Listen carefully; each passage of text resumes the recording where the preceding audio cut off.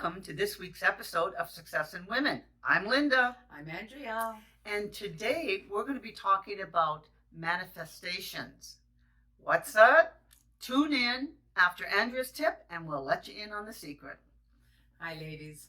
So in order to keep your car smelling fresh these days, especially with the heat and you get in and it's, heavy and muggy, what you could do is take either a face cloth or an old rag and put a few drops of your favorite essential oils and shove it under your seat.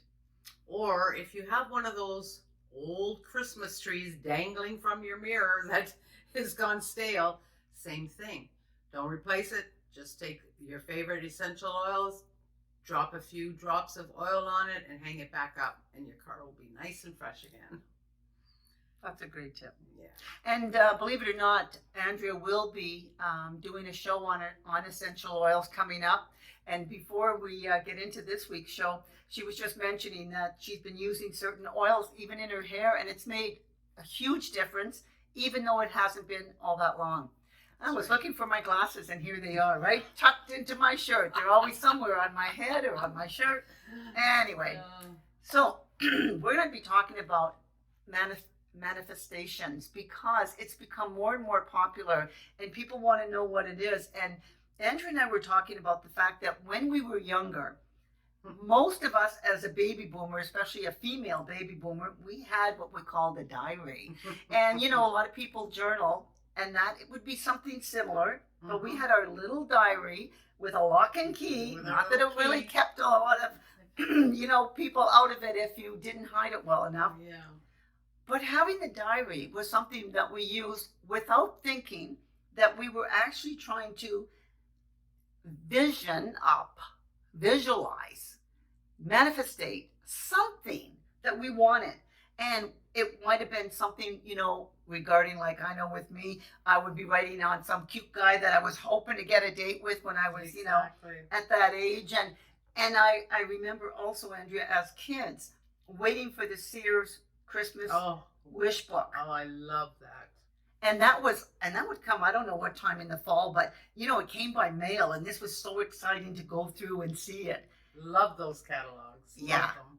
We just don't get them anymore. No, and because everything is online, the new generation of I'll say children don't really understand the excitement that you get when you receive that catalog. And then, you're either there circling, earmarking pages, cutting them out.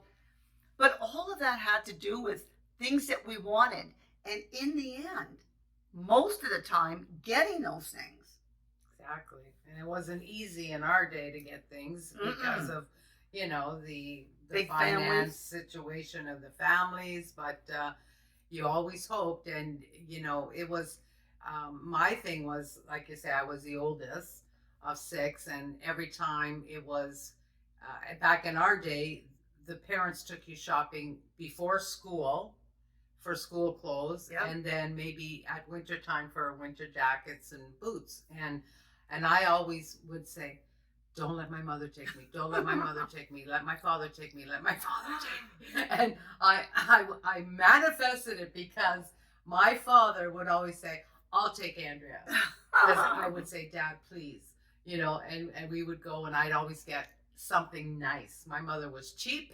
But my dad, I could kind of wiggle him around my finger. And I always got the jacket that I wanted or the boots that I wanted.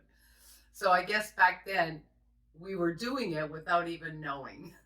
And it's funny enough because I remember taking a course back in mid-2000s. It was 2012. And this is when I first heard about the vision boards. And funny enough, after that, I remember not just, like I would get Bristol board, and then I started cutting out things that I wanted. So it was kind of like the catalog. You're getting pictures of things that you wanted to manifest, that you wanted to bring into your life. And that vision board all of a sudden became really popular.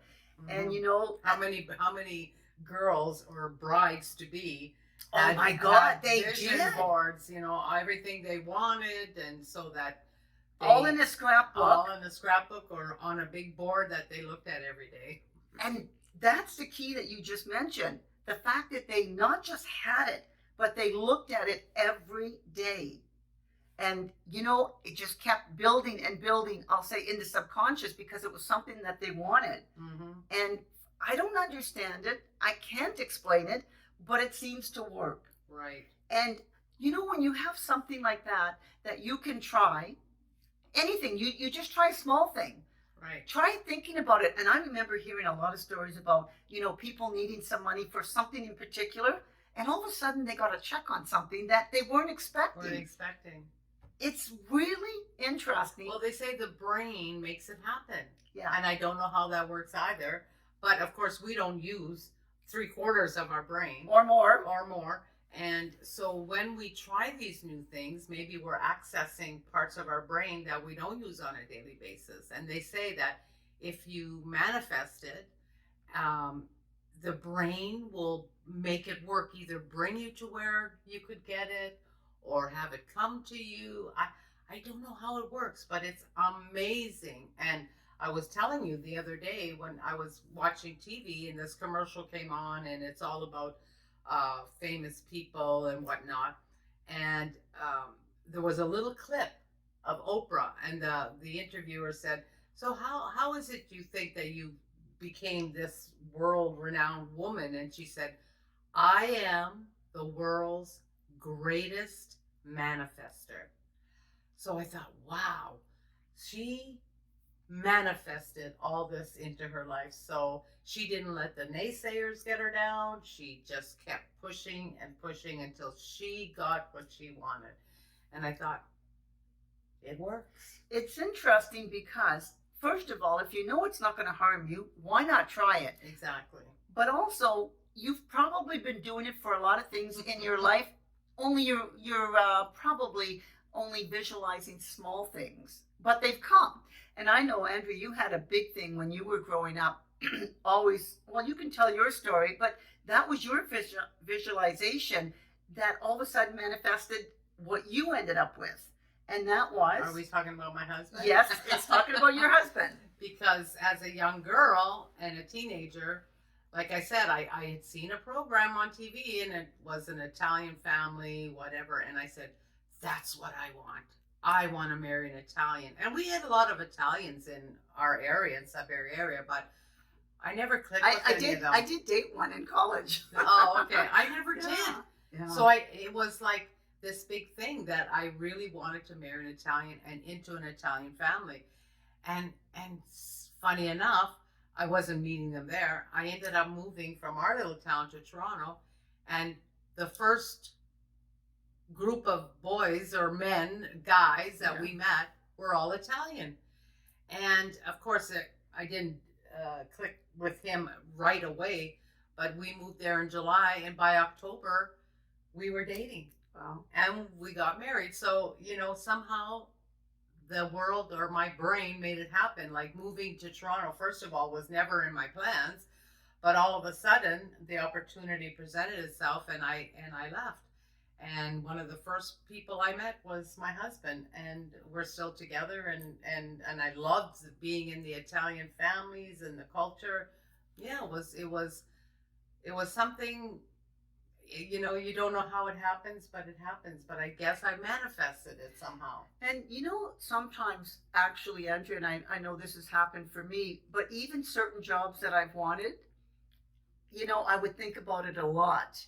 And I don't know because I didn't necessarily write it down, but really writing it down and visualizing it actually helps you to get that a lot faster. And I've heard meditating. Oh, meditation is also very good. Meditating, especially like with health. Yeah. You were saying about your sister. Yeah. And we all often talk about Joel Osteen's mother. Yes. And she saw herself meditated as being healthy, and Joel said, and the doctors only gave her weeks. That's it. Weeks to live. Yeah. And she put pictures of herself everywhere on the cupboards, the fridge, of her being strong and healthy. And that's all she looked at day in, day out. And she prayed and she prayed, and all her friends prayed. And here, what, 40 some years later, she's still alive and kicking. and very healthy, because she's been on some of his shows or on stage when he's been, giving his sermon and stuff, because she's there alive. And by the grace of God, I mean, very grateful for that as well, because, it's one thing to visualize, it's another thing to get it, but you should also be grateful for what it is that you receive. Right. But there is no limit onto what you can visualize and manifest it. Say that again. I always have a problem with that word. That's why I use visualization more, because I can say that word without being tongue-tied.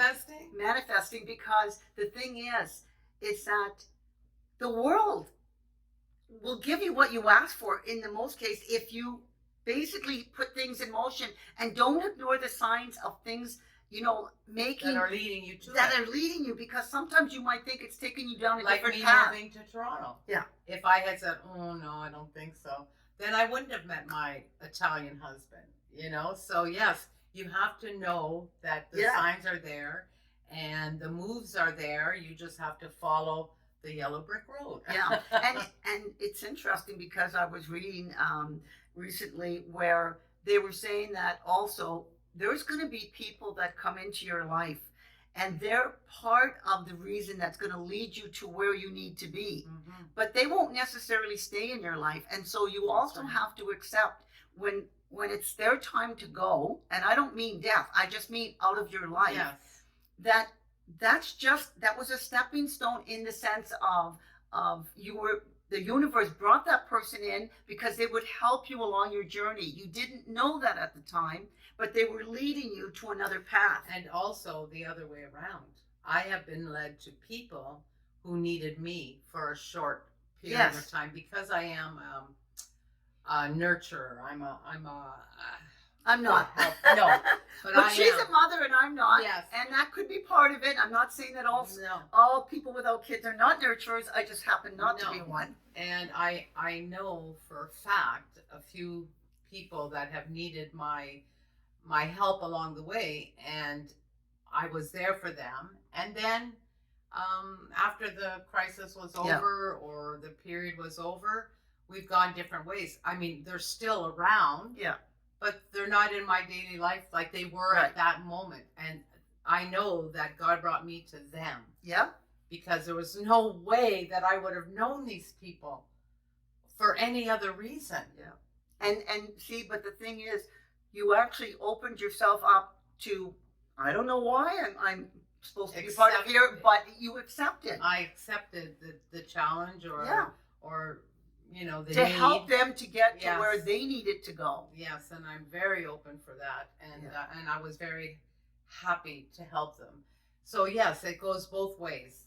So somebody could be coming to you, or you could be going somewhere else, and it's to see that, to see, know who you are, what your strengths are, what somebody might need from you, or what you might need from somebody. It's incredible when you do. Open yourself to that. Things can manifest in your life much easier. And that's why, you're going to hear, and you probably heard forever about goal setting. Well, goal setting, the reason is so that if you have goals and you write them down and you give yourself hopefully some targets so that you can measure whether or not you're actually, getting to that goal. It's to help you to keep visualizing, to keep thinking about it. And if you have like the little cards, a lot of times I don't have them on me right now, but I have the little card with one of my goals on it that I'm looking at all the time. And I've given myself, that date, and I'll let you know if I do accomplish it, because it's a big, big, big goal. But if I only got, I'll say, part way, it's going to be way more than I would have expected anyway. But you're not limited, and you can't say, I can't go for that because people are looking at me like, well, I'm old. That's a good one. Or greedy. Even our little show here that we're doing. That was your baby, and you saw it, you visualized it, and you made it happen. Right. And here we are. Over a year and a half later, and we're still doing wonderful and having fun. And, yes. And you kind of dragged me into it, but I'm so happy. And there's another thing where that door was opened by you, and I did go into it. Yep. And now I see it. It That's wasn't good. my vision, Yes. but it's starting to be my vision, There you and go. I'm loving it. So yes, and I could have said, "Oh, Linda, look at our age." Exactly. And what do we know about this stuff? And those were some of my thoughts, but you quickly changed that, and we're learning as we go, and it's fun. It's great. Yeah. Maybe we weren't meant to be famous till we were Don't mention an age. Yeah. Don't mention a number. But the point is, it's never in too our late. mature stage Yeah. of life. But it's just never too late. And it And the thing is too, like I look at people like when you talk about manifesting, like the stories of Jim Carrey, Tyler Perry, they were willing to live in cars because they had a vision. And even Tony Robbins did. Yes, and they knew it was going to happen. And look at them now. Like they made it happen. Yeah. And at all costs, you know, it was their vision. And they didn't give up though. They didn't give up. They believed in themselves. Yes. Like Sylvester Stallone with his Rocky movie. Everybody turned him down to the point where he had to do it himself. No. Produce it himself. Oh, he might have. But what happened was he was offered money for that because they liked the concept. They didn't want him. They didn't want him. They did not want him. And he said, nope. No. He comes with it as a package. And that's because he believed in himself. He believed in himself so much. Yeah. And look at him today. Yeah. I mean, really. And that's why. And the franchise that goes with Rocky. Oh, I know. I know. I was in Philadelphia. Oh, you know, had to do that, right? I remember when I first started dating Eddie. That's how long ago that movie came out. And we were trying to figure out what movie to go see. He says, you know what? I've heard about this movie that just came out. It's like a sleeper movie. They're not sure how it's going to go. Okay, we'll go. Well, at the end of the movie, we were downtown Toronto in one of those, it used to be a theater. I think they turned it into a movie. It was, I can't remember where. By the end of the movie, everybody was on their feet and clapping and just loved it, you know. So he was right to hang on to his belief. His dream. Yeah. Yes. And we can all have that. Who's stopping you? Yes. What's stopping you? And if those people in your life, in your circle, that are making you feel like your vision or your dreams are not worthy because of who you are or who they think you are, you have to get them out of your life. That's right. Don't let people stop you from living the life that you're supposed to be living. Mm-hmm. You know inside what you're destined for. You need to be happy. You need not to your be happy. Friends, not your friends, not, you know, you're not on this earth to please anybody. You're here to make yourself like happy, to enjoy life, and when you do that, you're helping others. You're a pleasure to be around, and you can be helpful to others. You know, by being. I know it's true to yourself. True to yourself. Like somebody says, "Oh, you're so selfish," or what? Yeah. It's not. It's not being selfish. It's being the best version of yourself. Absolutely, that's a good way to put it. But it does also remind me, Andrea, because doing the show was taking you away from certain things as well, and you were getting some pushback on that. Mm-hmm. Because why? Why are you doing it? You know. That's right. Sometimes you do things just for yourself. Mm-hmm. There doesn't have to be a reason other than it makes you happy, it makes you fulfilled, and it makes you feel good that you're helping other people. Exactly. Doesn't matter what those other people think your role should be. That's right. If it changes in their life, they have to accept it, or you've got to let them go in that sense of limiting your contact. That's right. Because don't have people preventing you from living your dream life. That's right. And your dream life is whatever it is that you want it to be. That's right. Because those naysayers, after I'm sure Jim Carrey and all of those alike, the people that laughed at them are not. Yes. Like, did you ever watch the episode of Britain's Got Talent when Susan Boyle came out on stage? God.